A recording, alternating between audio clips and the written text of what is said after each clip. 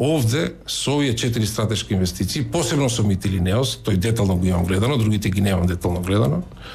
Државата Македонија е зијан 100%, а ќар 0%.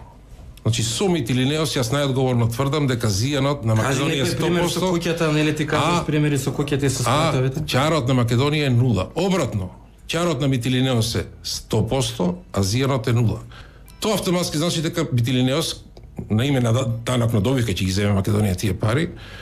Веднаш тоа значи дека Митилинеос ќе биде ќар од 1,2 милиарди евра до 1,5 милиарди евра за данок на добивка? Кој каже? Господинот Јован Деспотовски не каже. Не е точно. Не кажал дека се од данок на добивка, туку даноци, придонеси, такси, царини, све што следува во државата кога инвестирате.